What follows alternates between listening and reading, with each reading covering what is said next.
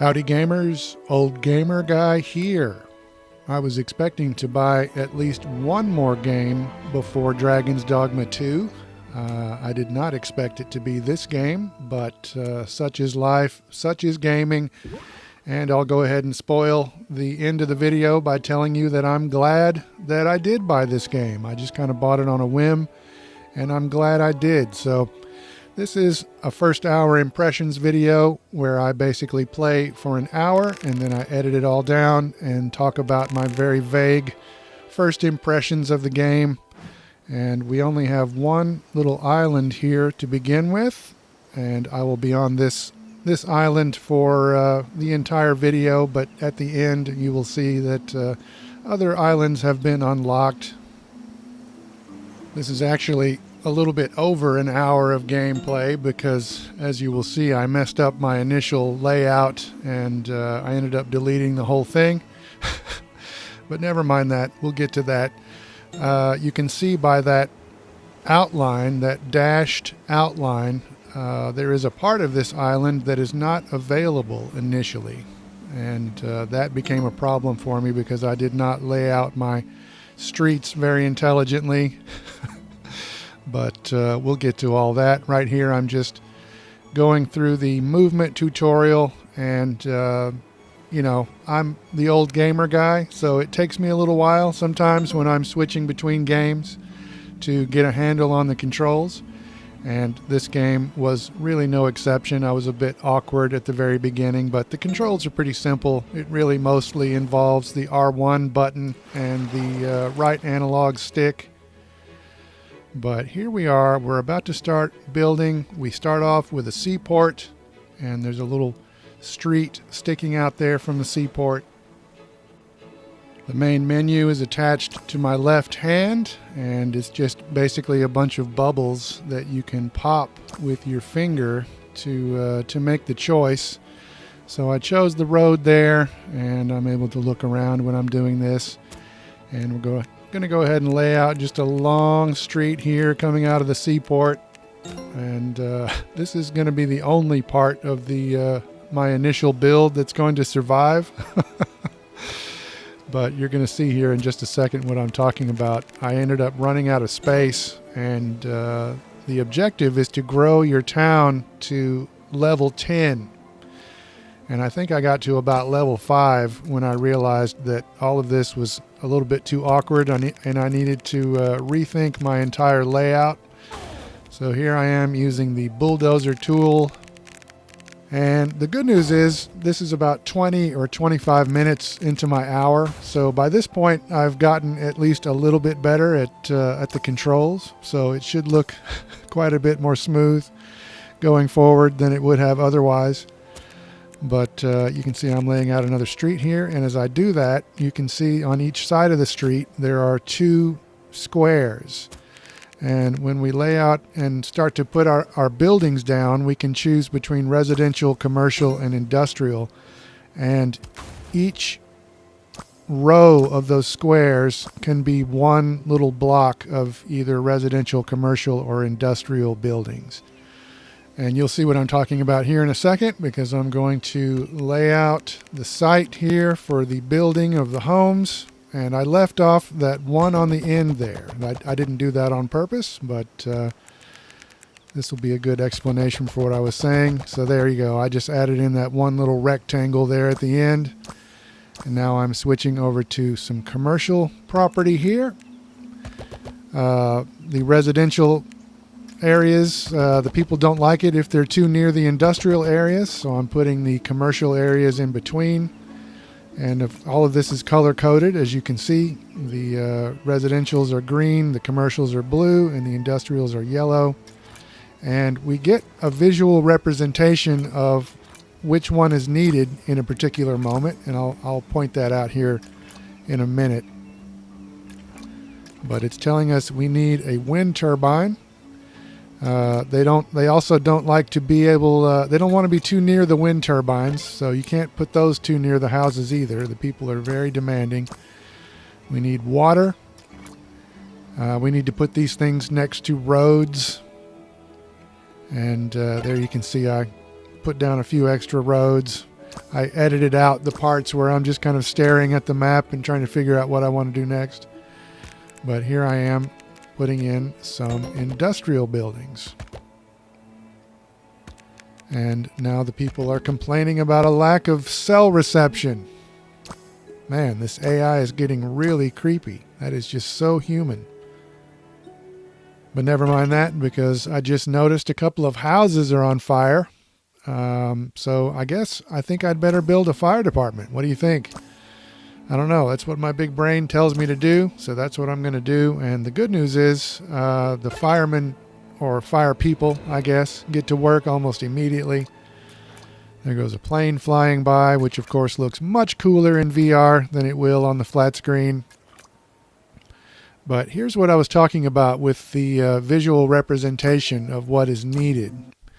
So we have this basically a pie chart, and you can see which section is taller at any given moment. So right now it's telling me that I need more commercial space. So here we go. I'm just going to make a nice long strip of commercial property here in the middle where everyone can spend their money. And I didn't point it out earlier, but there are these little trucks that come driving out from the seaport. They come driving over to the construction site, and then the buildings are actually constructed. But I put down a police station, and now I'm putting down a medical center, and you can see which citizens are being affected by these various buildings. I really should swap the medical center and the fire department, or maybe not, because then some houses wouldn't be covered by the fire department. These are the big decisions you have to wrestle with. But on your wrist you have a watch that can give you a bunch of extra useful information. I haven't said too much about the visuals because obviously you can see what the game looks like, but here's a look at a zoomed in view, and there are little people going about their lives. It's not super detailed. It's it's a cartoonish art style, but it works very well. There goes some hot air balloons drifting across. Sometimes you have birds flying around. If you zoom in, you can see whales in the water and boats are out there in the ocean.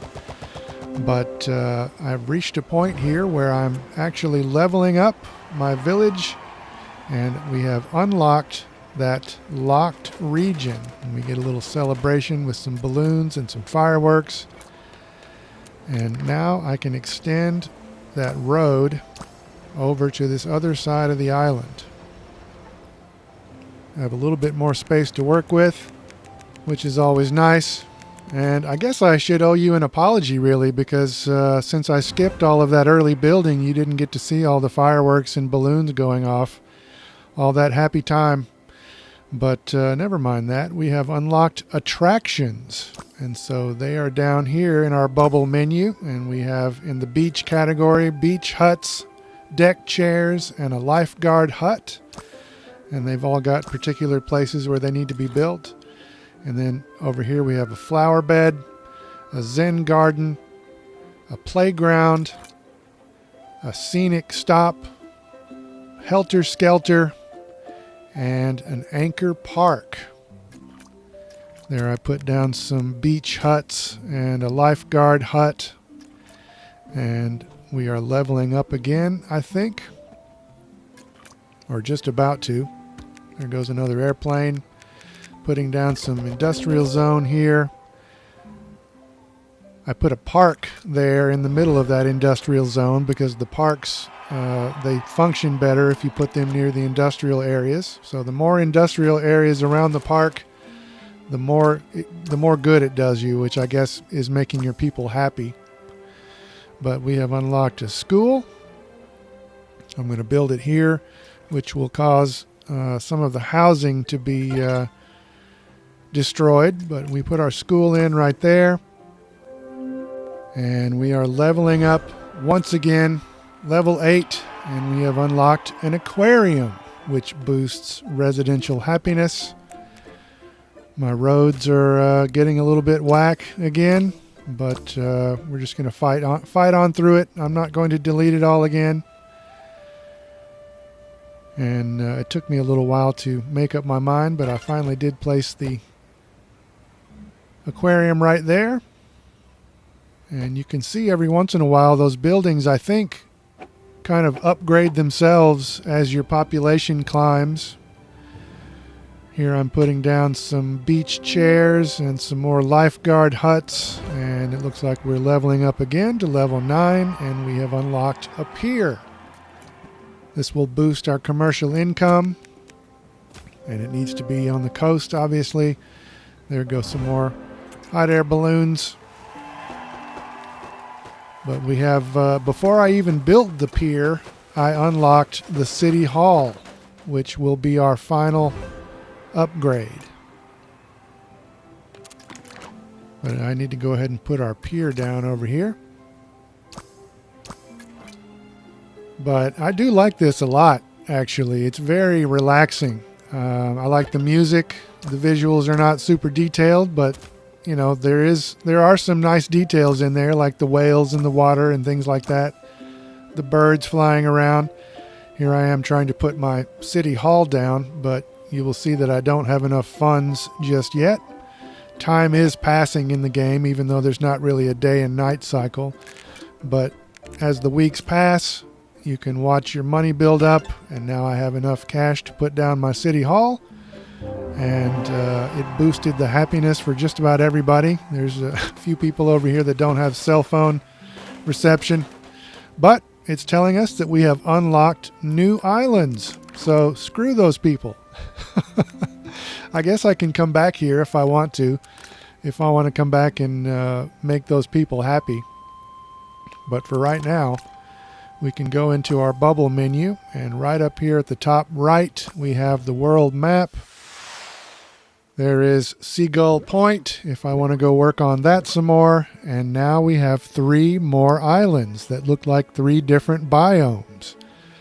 We've got a campaign, we've got a sandbox mode, and yeah, like I said, I do like this a lot. I'm glad I bought it. But that will do it for this video. More videos coming soon. Definitely Dragon's Dogma 2, but who knows what else. But for now, thanks for watching.